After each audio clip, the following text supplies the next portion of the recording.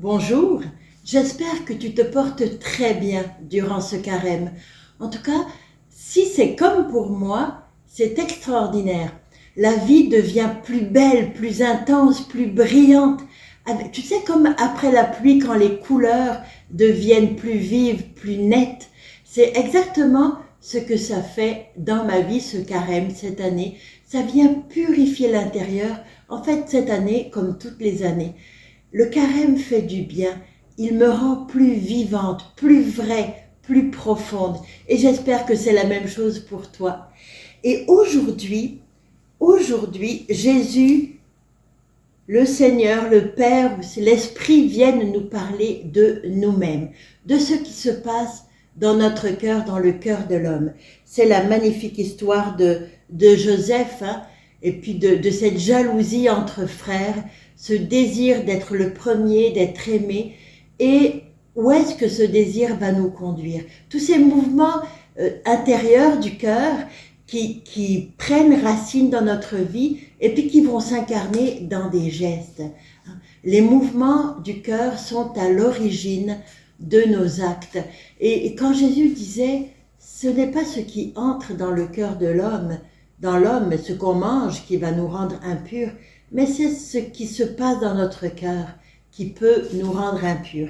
Alors ici, on voit d'abord une douleur. Des frères qui pensent que le plus petit est le préféré du père.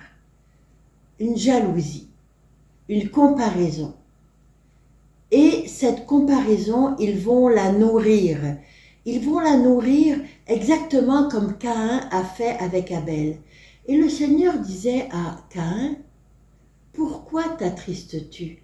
Agis bien, agis, fais ce que tu dois faire, sois ce que tu dois être. Puis là, tu verras, tu n'auras plus de problème. » Mais les frères de Joseph n'avaient pas retenu cette leçon. Alors, lorsqu'ils voient arriver Joseph, chez nous en France, on dit « l'occasion fait le larron ». Leur jalousie qu'ils avaient entretenue s'est épanouie en quelque sorte et ils ont décidé de le tuer. C'est quand même fort, mais voilà où mène la jalousie quand on la laisse aller, quand on ne revient pas à l'amour que Dieu nous porte. La jalousie vient tuer l'autre, au moins en parole, au moins en pensée, et quelquefois en acte. Bon, mais on voit quand même Rouben, on voit Judas qui disent « ne le tuons pas, c'est quand même notre frère ». Il y a une bonne volonté, mais cette bonne volonté ne va pas jusqu'au bout. Ils passent des Ismaélites, peut-être par peur, peut-être parce qu'ils se disent plus tard on pourra faire quelque chose. Toujours est-il qu'ils vendent Joseph. Alors, on peut voir que ce qui se passe dans notre cœur, il y a de très belles choses, mais il y a aussi tous ces petits mouvements qui sont au départ petits, mais quand on les nourrit, quand on les entretient, ça devient de grandes questions. La jalousie, l'envie, le désespoir, le découragement, le laisser aller, tout ça, ça fait partie de notre vie. Mais le Seigneur nous dit, regarde-moi. Puis il nous donne une réponse. Dans le psaume c'est toujours une réponse à la première lecture.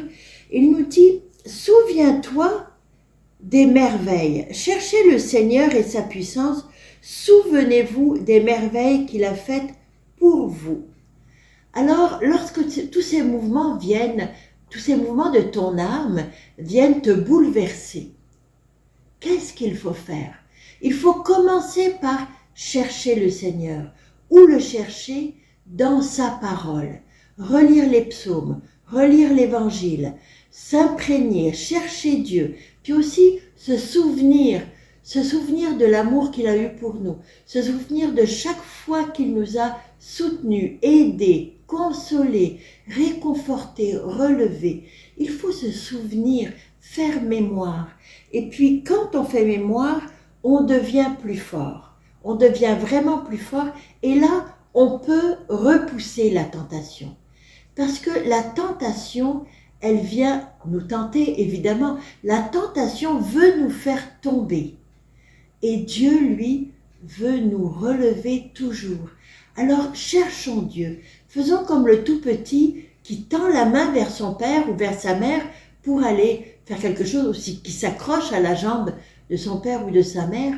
Faisons comme ce tout petit, puis attrapons la main de Dieu pour être plus fort, pour être en sécurité, pour ne pas tomber. Parce que quand on tombe, on s'écorche toujours quelque chose, que ce soit le genou ou le cœur, et ça fait mal, puis ça dure longtemps aussi quelquefois. Alors, ce que le Seigneur nous dit, il vient, il vient pour libérer l'esclave. Lorsqu'on est tombé, lorsqu'on a été vendu, on a succombé à la tentation, le Seigneur vient nous libérer. Et il vient nous libérer de la tentation quand on lui fait confiance, avant qu'on tombe. Mais si jamais on était tombé, Dieu, le Père, nous donne Jésus. Jésus est là pour toi. Il est là pour moi. Toujours. Il n'est pas là juste pour regarder si je fais les choses correctement. Il est là pour que je me sente aimée, pour que je me sache aimée, pour que je me sache sauvée, pour que tu te saches sauvée et pour que tu trouves ta vraie place dans le monde. Ça, c'est la liberté que Dieu vient t'offrir dans ce carême. Mais, il y a un petit mais. Il faut accueillir le salut. Et c'est ce que n'a pas fait Caïn, c'est ce que n'ont pas fait les frères de Joseph, et c'est ce que ne font pas les vignerons. Les vignerons, ils ont la belle vigne que Dieu leur confie, mais ils veulent tous les fruits pour eux-mêmes. En fait, ils veulent s'attribuer tous les mérites, tous les fruits, tout le bon, ils veulent se l'attribuer à eux-mêmes. Ils ne veulent pas rendre à Dieu ce qui lui appartient. Ils veulent faire moi tout seul, toujours tout seul. Je suis capable tout seul, je n'ai pas besoin de Dieu. Nous reconnais-tu en ce moment, en ce 21e siècle, tout seul? Mais non, tout seul, c'est très court ce que je peux faire, c'est très petit, mais avec Dieu, nous ferons des prouesses. Avec Dieu, mais il faut rendre à Dieu ce qui est à Dieu. Et je dépends de Dieu. Dieu est Dieu, puis moi je suis sa créature.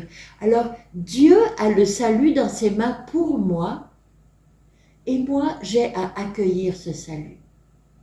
Jésus est le vrai Fils. Je ne peux être fils ou fille bien-aimée que en Jésus. Tous mes biens, tous mes talents, même mes pauvretés, tout ça, j'ai tout reçu de Dieu. Tout me vient de Dieu. Alors, demandons l'Esprit. Demandons l'Esprit pour voir les mouvements de notre âme à l'intérieur de nous. Demandons l'Esprit pour discerner sans peur. On n'a pas besoin d'avoir peur parce que c'est notre réponse qui importe. C'est pas tant ce qui se passe. Bien sûr que j'ai des mouvements beaux et puis j'ai des mouvements qui sont moins beaux. Mais ce qui importe, c'est ma réponse. Alors demandons à l'Esprit aussi le don de conseil, le don de force pour répondre de la bonne manière, pour répondre en fils et en filles bien-aimés et pour répondre aussi en frères qui aiment.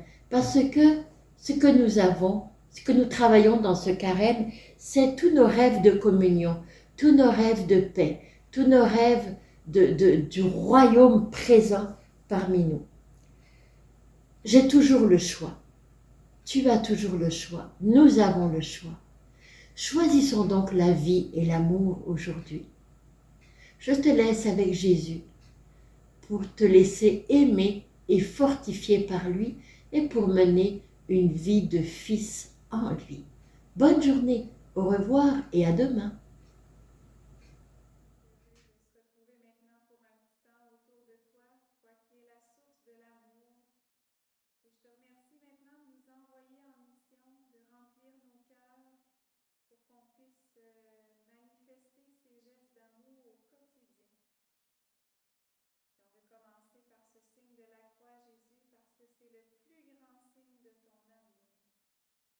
Au nom du Père et du Fils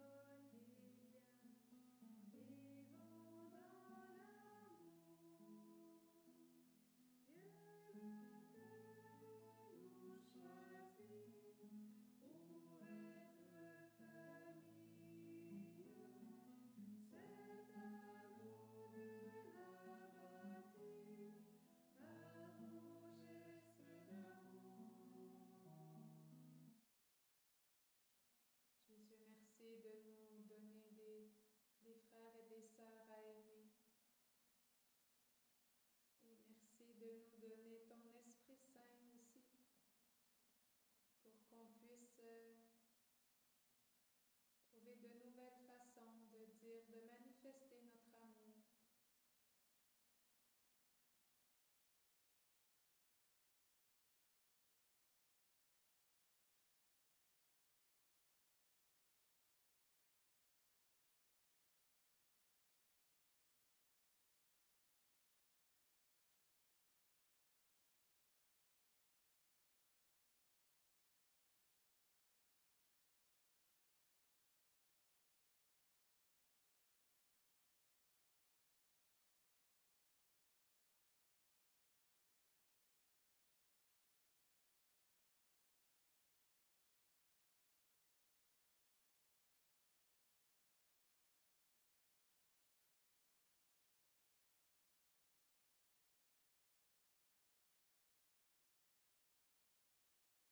Jésus, merci de nous avoir permis de puiser à la source de ton amour. Et merci qu'à travers ta bénédiction, tu passeras par les mains de ton prêtre de nous envoyer maintenant aimer. Seigneur, on aime ça, avoir ta bénédiction chaque fois qu'on vient s'adorer, prier devant toi. Alors, le Seigneur t'envoie en mission. Autrefois, les 72, c'était nos ancêtres qui sont partis. Jésus avait dit, guérissez les malades, chassez les esprits mauvais, et allez. Ils sont partis, puis ils sont venus tout heureux d'avoir vu les merveilles que le Seigneur avait faites, comme pour les apôtres. Alors, il t'envoie en mission. À travers la bénédiction, je vais demander que le Seigneur t'accorde les mêmes choses que les 72 premiers qui sont partis en mission, afin que tu reviennes tout heureux ou heureuse d'avoir vécu les mêmes événements que les apôtres, la même voie, que les disciples ont vécu cette semaine-là. On a du Père et du Fils et du Saint-Esprit. Amen.